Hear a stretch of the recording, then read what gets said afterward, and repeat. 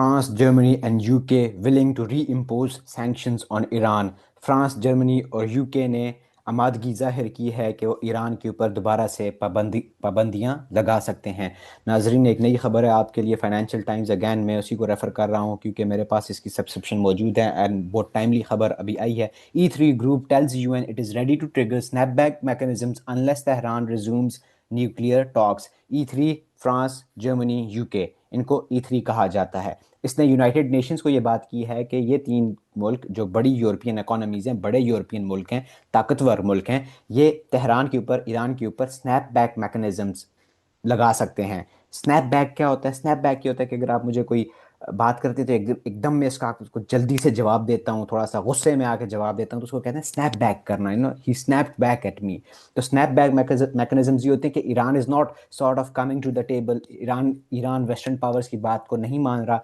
तो ये जो यूरोपियन ममालिक हैं, इन्होंने ये आमादगी जाहिर की है कि ये ईरान के ऊपर स्नैप बैक मैकेनिज्म्स लगाने के लिए तैयार हैं। ये जो तस्वीर के अंदर आप देख रहे हैं, ये ईरान के फॉरेन मिनिस्टर हैं, अब्बास अरागची साहब।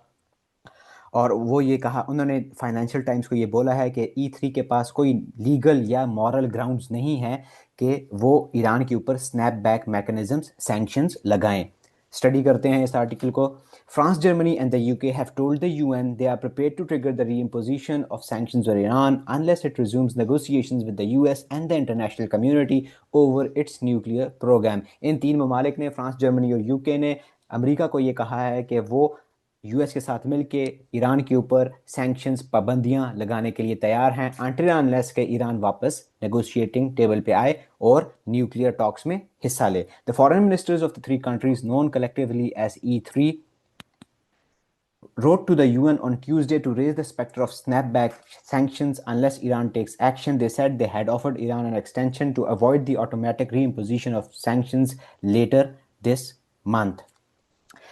इन तीन ममालिक जिनकी हम बात कर रहे हैं, फ्रांस, जर्मनी और यूके, जिनको कलेक्टिवली E3 कहा जाता है, इनके जो फॉरेन मिनिस्टर्स हैं, उन्होंने यूएन को ये लेटर लिखा है कि भाई वो ईरान के ऊपर सैंक्शंस लगाने के लिए तैयार हैं, वो ईरान के ऊपर दोबारा सैंक्शंस लगा सकते हैं। और उन्होंने ईरान को एक एक्सटेंशन दी है, एक उन्होंने टाइम में एक्सटेंशन दी है कि लेटर दिस मंथ, अगस्त के महीने के आखिर तक ईरान के पास वक्त है कि वो वापस नेगोशिएटिंग टेबल पे आ जाए। We have made it clear that if Iran is not willing to reach a diplomatic solution before the end of August 2025 or does not seize the opportunity of an extension, E3 are prepared to trigger the snapback mechanism. हमने ये अपनी आमादगी जाहिर की है, हमने ये बता दिया है ईरान को कि अगर ईरान डिप्लोमेटिक सोल्यूशन की तरफ नहीं आता बाय द एंड ऑफ अगस्त 2025 और इस अपॉर्चुनिटी को वो सीज नहीं करता, इसको वो ग्रैब नहीं करता, तो E3 are prepared, France, Germany and UK, वो तैयार हैं कि वो ईरान के ऊपर दोबारा सैंक्शंस, पाबंदियां लगा सकते हैं, लगाएंगे। The ministers said in a letter which was obtained by the Financial Times. ये बात एक लेटर के अंदर foreign ministers of these three countries, इन्होंने ये यूएन तक पहुंचाई है और वो लेटर फाइनेंशियल टाइम्स ने भी देखा है। फाइनेंशियल टाइम्स ये अखबार है जिससे हम ये आर्टिकल पढ़ रहे हैं। The letter to UN secretary general Antonio Guterres and the UN security council was signed by French foreign minister Jean Noel Barrot, German foreign minister Johann Wadephul and UK foreign minister David Lammy. जो तीन तीन जो वजीर खारजा हैं इन तीन ममालिक के, उन तीनों के उस लेटर के ऊपर साइन है। It comes 2 months after the US and Israel struck nuclear sites in Iran. और ये लेटर इन्होंने लिखा है आफ्टर 2 months, जो ईरान, यूएस एंड इसराइल की आपस में जो एक्सचेंज ऑफ अटैक्स हुआ था, जिसके अंदर यूएस ने ईरान के न्यूक्लियर साइट्स को टारगेट किया था। The Iranian mission to the UN did not immediately respond to a request for comment about the letter. Iran का जो मिशन है, ईरान के जो ऑफिस है यूएन के अंदर, उसने इस लेटर के बारे में फाइनेंशियल टाइम्स से कोई बात नहीं की। During Donald Trump's first term, the US president in 2018 withdrew from the Iran nuclear deal that his predecessor Barack Obama had concluded with Tehran and several world powers. Donald Trump ने अपनी पहली term के अंदर Iran के साथ जो Barack Obama ने nuclear deal की थी, जिसको JCPOA कहा जाता है, joint comprehensive plan of action, वो जो डील ओबामा ने अपने सेकेंड टर्म में की थी, उस डील से यूएस को डोनाल्ड ट्रंप ने पुल आउट कर दिया था। डोनाल्ड ट्रंप ने ईरान न्यूक्लियर डील से बाहर निकल आया था, अमेरिका को बाहर ले आया था। The deal which still stands had put significant limits on the country's nuclear programme is in exchange for sanctions relief. उस डील के तहत ईरान के ऊपर, ईरान को सैंक्शंस और पाबंदियों से रिलीफ दिया गया था, उसके ऊपर से पाबंदियां कम की गई थी इन एक्सचेंज के ईरान अपना न्यूक्लियर प्रोग्राम उसको रेस्ट्रिक्ट करे, उसके ऊपर फर्दर डेवलपमेंट ना करे, उसको फर्दर आगे ना बढ़ाए। पॉइंट भी है कि ईरान न्यूक्लियर बम ना बनाए। The UN sections are set to expire on October 18 unless one of the remaining parties UK, Germany, France, Russia and China triggers the snapback mechanisms। तो ईरान के ऊपर जो पाबंदियां दोबारा से लगाई गई थी, the UN sanctions are set to expire, वो जो ईरान के ऊपर पाबंदियां लगाई गई थी वो 18 अक्टूबर को एक्सपायर हो रही हैं। until unless के यूके, जर्मनी, फ्रांस, रशिया और China triggers the snapback mechanism, ये उस डील के मुताबिक, उस डील के अंदर कोई स्नैपबैक मैकेनिज्म है कि दोबारा से सैंक्शंस लगाई जा सकती हैं। ये चार पांच, एक दो तीन चार पांच, ये पांच कंट्रीज अगर उस डील के अंदर, उस डील के मुताबिक अगर ये पांच कंट्री दोबारा, ये पांच ममालिक दोबारा ये कहते हैं कि ईरान के ऊपर स्नैपबैक मैकेनिज्म्स लगाने चाहिए, तो इनकी रिकमेंडेशन के ऊपर ईरान के ऊपर दोबारा स्नैपबैक मैकेनिज्म्स, सैंक्शंस, पाबंदियां लगाई जाएंगी। The E3 told Iran at talks in Turkey last month that they could extend the end of August snapback deadline if Tehran agreed to resume talks with the US and cooperation with the International Atomic Energy agency before September. तो ये जो तीन ममालिक हैं, Iran को Turkey के अंदर जो इनकी न्यूक्लियर टॉक्स हुई हैं ईरान के साथ, उनमें ईरान को ये बात बताई थी कि ईरान अगर नेगोशिएटिंग टेबल पे आ जाता है, दोबारा से डील के ऊपर बात करने की कोशिश करता है यूएस के साथ, तो ये लोग ईरान को एक्सटेंशंस दे सकते हैं स्नैपबैक मैकेनिज्म्स कि स्नैपबैक मैकेनिज्म से ईरान को एक्सटेंशन दे सकते हैं, थोड़ा वक्त दे सकते हैं। One Western diplomat said the talks had been difficult. On Tuesday, the E3 said that their offer of an extension remained unanswered by Iran। तो जो वेस्टर्न डिप्लोमेट्स हैं वो ये कहते हैं कि भाई ईरान के साथ जो ये नेगोशिएशंस हुई हैं ये बहुत डिफ़िकल्ट थी, बहुत मुश्किल थी, और ईरान ने अभी तक जो इस तरह की ऑफ़र है कि भाई स्नैपबैक मैकेनिज्म्स को एक्सटेंड किया जा रहा है इन तीन ममालिक की तरफ से, या ईरान वापस टेबल पे आ जाए, वापस हमसे बात करे, न्यूक्लियर टॉक्स करे, इस बात के ऊपर ईरान ने अभी तक कोई जवाब E3 को नहीं दिया। The minister said a limited extension would provide more time for talks aimed at concluding a new nuclear agreement while maintaining the ability to reimpose sanctions to prevent nuclear proliferation। तो वो यही कह रहे हैं कि भाई ये जो तीन वज़ीर ख़ारजा हैं इन तीन ममालिक के, इनका ये मौक़िफ़ है कि ईरान को अगर हम एक एक्सटेंशन देते हैं to come back to the negotiating table, तो उससे फ़ायदा ये होगा कि एक डिप्लोमेटिक सोल्यूशन निकल आएगा और न्यूक्लियर एग्रीमेंट एक कंक्लूड हो जाएगा, जिससे न्यूक्लियर प्रोलिफरेशन जो है, जो लाइक जो दुनिया के अंदर न्यूक्लियर वेपन्स जो बढ़ जाते हैं या बढ़ रहे हैं, या लाइक न्यूक्लियर वेपन्स की प्रोलिफरेशन के ऊपर जो कंसर्न है वो कम हो जाएंगे कि भाई और ज़्यादा मुल्क न्यूक्लियर वेपन्स को परसू करना छोड़ देंगे, तो न्यूक्लियर प्रोलिफरेशन जो है वो कम हो जाएगी।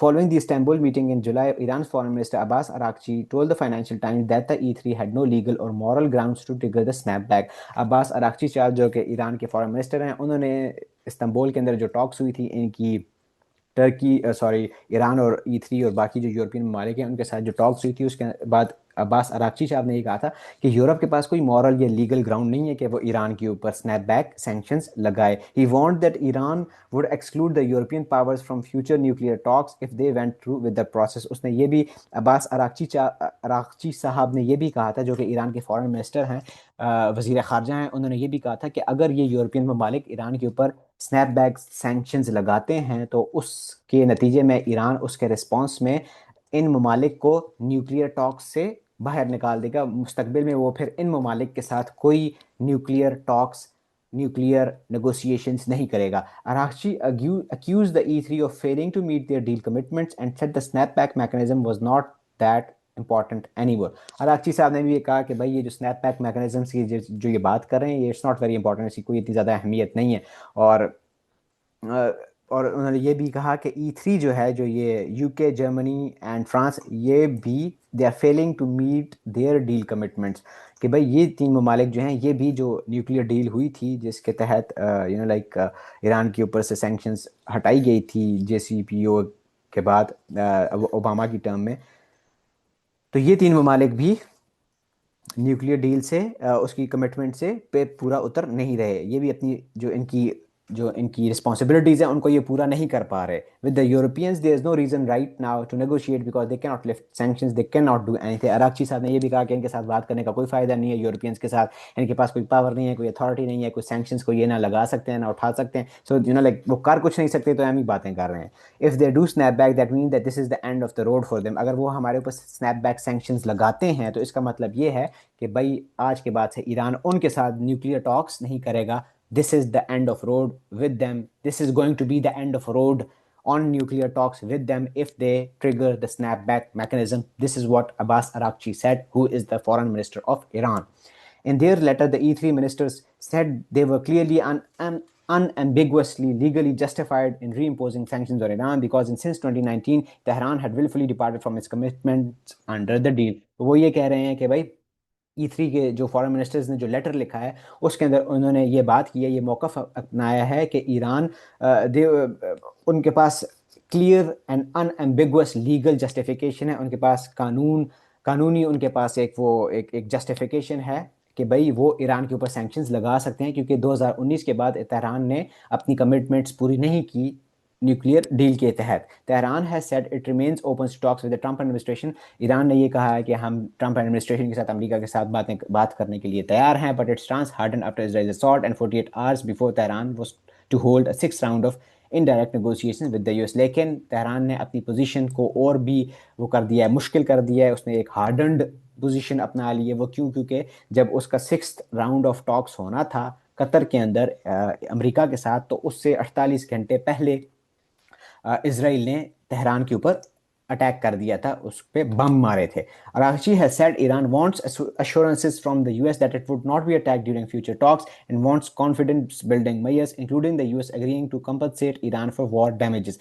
फॉरेन मिनिस्टर अरागची साहब ने ये भी कहा है कि भाई यूएस को ये चाहिए कि वो कॉन्फिडेंस बिल्डिंग मेजर्स करे हमारे साथ, क्योंकि जब हम पहले उनसे बात कर रहे थे तो उन बातों के दौरान, उन नेगोशिएशंस के दौरान तो इसराइल ने हम पे अटैक कर दिया था. तो US needs to build confidence with us. उसको कॉन्फिडेंस बिल्डिंग मेजर्स को करना चाहिए और उसको ये भी हमें इंश्योर कराना चाहिए कि हमें फ्यूचर टॉक्स के दौरान, फ्यूचर नेगोशिएशंस के दौरान हम पे कोई अटैक नहीं करेगा, और जो हम पे ऑलरेडी इसराइल ने अटैक किया है उस अटैक के हमें डैमेजेस दिए जाएं, उसका जो हमें नुकसान हुआ है वो नुकसान हमारा भरा जाए. ये कौन कह रहा है? ये ईरान के फॉरेन मिनिस्टर अब्बास अरागची साहब. किसको कह रहे हैं?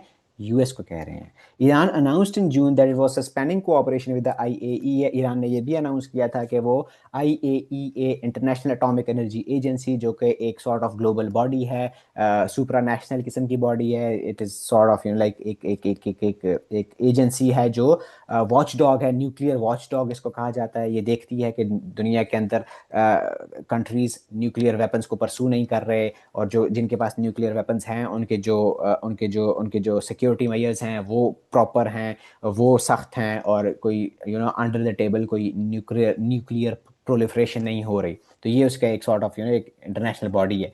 तो ईरान ने जून में ये अनाउंस किया था कि उसने आईएईए के साथ कॉपरेशन बंद कर दी है, which has had it's inspectors in the country following the Islamic republics 12-day war with Israel.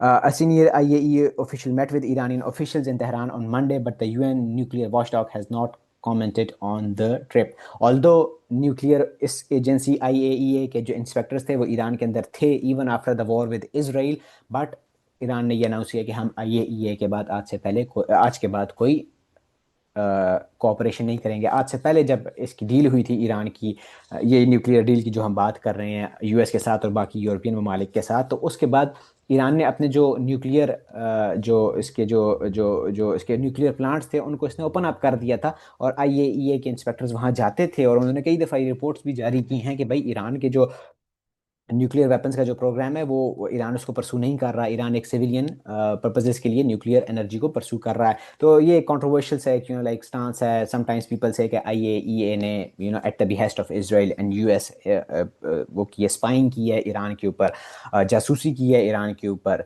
और ईरान का ये क्लेम है, और कुछ लोग कहते हैं कि नहीं की. So it's like something that is like inconclusive. But ये कि ईरान ने ये कहा है कि हम आईएईए के साथ अब कोई कॉपरेशन नहीं करेंगे. इससे पहले ईरान आईएईए के साथ इंटरनेशनल एटॉमिक एनर्जी एजेंसी के साथ कॉपरेशन करता रहा है. और एक और खबर जो उन्होंने ये दी है फाइनेंशियल टाइम्स ने लास्ट में, जो उन्होंने लिखी है कि a senior IAEA official met with Iranian officials in Tehran on Monday. ये परसों मंडे की बात है कि भाई ये इंटरनेशनल एटॉमिक एनर्जी एजेंसी का एक बंदा, उनका एक ऑफिशियल ईरान के ऑफिशियल से तेहरान में मिला है, लेकिन UN nuclear watchdog has not commented on the trip. लेकिन यूएन ये चूंकि यूएन के अंडर आता है तो इस वजह से इस न्यूक्लियर वॉचडॉग ने, आईएईए ने इस मुलाकात के ऊपर कोई कमेंट नहीं किया, उससे रिलेटेड हमें कोई बात शेयर नहीं की. So this is the latest on nuclear talks between Iran and the US. I hope you liked it. Like करें, शेयर करें, कमेंट करें, सब्सक्राइब करें.